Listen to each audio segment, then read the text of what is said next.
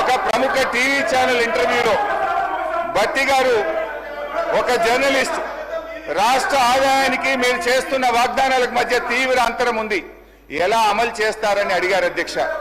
భట్టి గారు జవాబిస్తూ మా కాంగ్రెస్ పార్టీకి 100 సంవత్సరాల అనుభవం ఉంది, ఆదాయం ఎలా పెంచుకోవాలో మాకు బాగా తెలుసు, మా వ్యూహాలు మాకున్నాయి, ఆదాయాన్ని పెంచుతాం, హామీలన్నీ నెరవేరుస్తామని చాలా కాన్ఫిడెంట్ గా ఆ రోజు ఎన్నికల ముందు భట్టి గారు చెప్పారు. ఎన్నికల ముందు చెప్పారు, ప్రజల్ని నమ్మించే ప్రయత్నం చేశారు అధ్యక్ష. అయితే ఈ 15 నెలల ఆచరణలో ఏం జరిగిందో ఏం ఒరిగిందో మనతో పాటు రాష్ట్ర ప్రజలందరికీ తెలుసు. వాస్తవిక బడ్జెట్ అంటూ డాంబికంగా ప్రవేశపెట్టిన గత బడ్జెట్ ఏమైందో చూశాం. ఇప్పుడు మళ్ళీ 3,04,965 కోట్ల రూపాయల బడ్జెట్ అని మరో గాలిమేడ కట్టారు అధ్యక్ష. ఇది మోస్ట్ డిజాస్ట్రస్ రూలింగ్, ఇది most disappointment budget. Congress disastrous పరిపాలన వల్ల రాష్ట్ర ఆదాయం మీద నెగటివ్ ఎఫెక్ట్ చూపిస్తుంది. రాష్ట్ర ఆదాయం అంతకంతకు క్షీణిస్తా ఉంది. మరి అనుభవం గల భట్టి గారు ఇప్పుడు ఏం చేయాలి చెప్పాలి ఈరోజు. ఎందుకంటే అయితే తమ యొక్క పరిపాలనా వైఫల్యాలను సరి చేసుకోవాలి, లేదంటే రేవంత్ రెడ్డి గారి ఫార్ములా ప్రకారం ప్రభుత్వ భూములు అమ్మాలి. ఏనుముల వారి పాలనలో మరి ఎన్ని భూములు కథం పట్టిస్తారో తెలియదు అధ్యక్ష. ఎందుకంటే అధ్యక్ష, గచ్చిబౌలిలో 400 ఎకరాలను వేలం చేయడం ద్వారా 30,000 కోట్లు రాబట్టాలని నిర్ణయించారు. ఇప్పటికే టీజీఏసీ భూములు తాకట్టు పెట్టి 10,000 కోట్ల రూపాయలు అప్పు తెచ్చారు.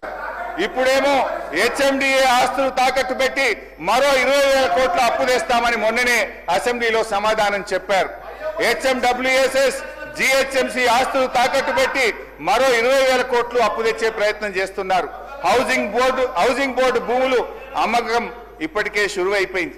నాడేమో ప్రభుత్వ భూములు పెద్దలు ఇచ్చిన ఆస్తని, జాతి సంపదని, చచ్చిపోతే బొందబెట్టడానికి జాగుండదని రేవంత్ రెడ్డి గారు చాలా గొప్పగా సుభాషితాలు చెప్పారు. ఇవాళనేమో అధికారంలో రాగానే బరాబర్ భూములు అమ్ముతామంటున్నారు, అమ్మకానికి నోటిఫికేషన్లు ఇవ్వడం షురువైపోయింది. అధ్యక్ష, అమ్మొద్దని ఆక్షేపించిన నోటితోనే ఇవాళ భూములను అర్రాస్ పాట పాడుతా ఉన్నారు అధ్యక్ష. దీన్ని వాటన్ తీరు మాట్లాడే దిగజారుడు రాజకీయం అంటారు అధ్యక్ష. మొత్తంగా 50,000 కోట్ల రూపాయల ఆస్తులు తాకట్టు పెట్టి లేదా ఆస్తులు అమ్మడం ద్వారా భూములను ఆస్తులను 50,000 కోట్లను సమీకరించే ప్రయత్నం చేస్తున్నారు. అంటే ఏంది అధ్యక్ష, అందిన కాడికి అప్పులు చేసుడు, విచ్చలవిడిగా భూములమ్ముడు, ఇదేనా మీ మార్కు పాలన అని అడుగుతా ఉన్నా. తన పరిపాలన నెగటివ్ ఎఫెక్ట్ వల్ల రాష్ట్ర ఆర్థిక వృద్ధి రేటు తగ్గిపోతుంది. తన వైఫల్యాన్ని కప్పుపుచ్చుకోవడానికి ఈ మధ్య కొత్త వాదన శురు చేశారు. ఏంటంటే అధ్యక్ష, దేశమంతా ఆర్థిక మాంద్యం ఉందని, అందుకే ఆదాయం తగ్గిందని సెలవిస్తున్నారు. అధ్యక్ష, ఒక నిమిషం వినాలి సార్, మంత్రి గారు వినండి. అధ్యక్ష, కర్ణాటక, మహారాష్ట్ర, తమిళనాడు, ఆంధ్రప్రదేశ్ సహా దేశంలో ఎక్కడా కనిపించని ఆర్థిక మాంద్యం ఇవాళ తెలంగాణలో మాత్రమే ఎందుకుంది? అంతా నాకే తెలుసు, అందుకే అంతా నాకే తెలుసని ఈ ప్రభుత్వం, ఈ ముఖ్యమంత్రి గారు అహంకారంతో, అజ్ఞానంతో, అనాలోచిత నిర్ణయాల వల్ల రాష్ట్ర ఆదాయం కుంటుపడ్డది. తన వైఫల్యాన్ని కప్పుపుచ్చుకోవడానికి ఆర్థిక మాంద్యం వచ్చిందని, ప్రపంచమే స్లో డౌన్ అయిందని ప్రవచనాలు ప్రారంభించారు. ఏ రాష్ట్రానికి లేని ఆర్థిక మాంద్యం తెలంగాణకే వచ్చిందా? మీ నెగటివ్ పాలసీల వల్ల, మీ రివెంజ్ పాలిటిక్స్ వల్ల ఈ రోజు రాష్ట్ర ఆదాయం తగ్గుతా ఉన్నది. రేవంత్ గారి పాదం స్పీకర్ సార్, మీ ధన్యవాదాలు సార్. హరీష్ రావు గారు కూడా రిక్వెస్ట్ చేస్తున్నారు. ఒకటే సార్, ఎక్కువ ఇంటర్వ్యూ అని.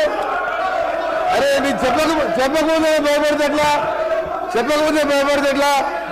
సార్ హరీష్ రావు గారు అమ్మకాల గురించి ఇతర విషయాలు చెప్తున్నారు. నేను ఒకటే మీరు పర్మిషన్ కొని సార్ ఎట్లా ఈ రాష్ట్రాన్ని సార్ ఒక దేశ చరిత్రలో ఎక్కడ లేని విధంగా ఎన్నికల ముందు ఒక 2 మాసాల ముందు ఔటర్ రింగ్ రోడ్ అనే రోడ్డుని ఫ్యూచర్ హైదరాబాద్ డెవలప్ చేయడానికి గతంలో హైటెక్ సిటీ కట్టి ఆ తర్వాత ఇంకా ఎక్స్పెన్షన్ చేయాలంటే ఔటర్ రింగ్ రోడ్ కాంగ్రెస్ ప్రభుత్వం రాజశేఖర రెడ్డి గారు ముఖ్యమంత్రిగా ఉన్నప్పుడు ఔటర్ రింగ్ రోడ్ వేసి అక్కడే జిఎంఆర్ ఎయిర్పోర్ట్ కట్టి అక్కడనే ఫైనాన్షియల్ డిస్ట్రిక్ట్ కోకాపేట్ కోకాపేట ఎస్సీసీతో పాటు ఇవాళ హైదరాబాద్ ఈ స్టేజ్లో బెంగళూరు తర్వాత ఉన్నదంటే Congress party PV Narasimha Rao expressway కలుపుకుంటూ మెట్రో వరల్డ్ క్లాస్ మెట్రో తీసుకొచ్చి హైదరాబాద్ డెవలప్ చేస్తే సార్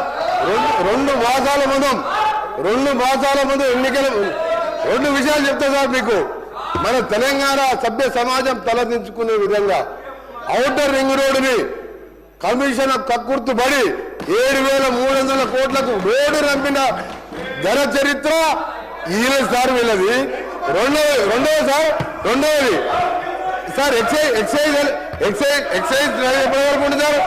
ఎక్సైజ్ షాప్స్ రెస్టారెంట్ ఇది ఇంకా 3 నెలల సమయం ఉంటే 3 నెలల ముందే అప్లికేషన్ తీసుకొని నిరుద్యోగుల దగ్గర 2,000 కోట్ల రూపాయల నాన్ రిఫండబుల్ పేరు మీద వసూలు చేసి షాపులు కేటాయించుకొని ఎన్నికల ముందు చేసిన కథలు. ఇక భూముల అమ్మకాలు, కోకాపేటల యాక్షన్లు, వీళ్ళ బిరామీలు 100 కోట్ల లెక్క పెట్టిన భూముల దగ్గర చరిత్ర మేము చెప్తాం, ఆ రిప్లై చెప్తాం. హరీష్ రావు గారు దేశంలో, రాష్ట్రంలో, మన దేశంలో కాదు ప్రపంచంలో ఎక్కడ కూడా మీ కట్టే రోడ్డు విలువ అధ్యక్ష ఆ కన్స్ట్రక్షన్ కాస్తే 6,500 కోట్లు. రోడ్డు ల్యాండ్ ఎక్వేషన్ కలితే కదా ఆ రోడ్డు విలువ 1,00,000 కోట్ల పైన ఉంటుంది అధ్యక్ష. రోడ్డు నమ్ముకుంటారు అధ్యక్ష ఎవరైనా? ఈయన భూముల అమ్మకాల గురించి మాట్లాడుతున్నాడు. హరీష్ రావు గారు భూముల అమ్మకాలు మాట్లాడుతున్నారు. హరీష్ రావు గారు మొత్తం తెలియదు అధ్యక్ష. హరీష్ రావు ముందు పెట్టి మాట్లాడిపిస్తారు, వెనక నడిపించే 2-3 ఉన్నారు. హరీష్ రావు మొత్తం తెలియదు. దయచేసి మీ చరిత్ర తెలుసుకొని మాట్లాడండి.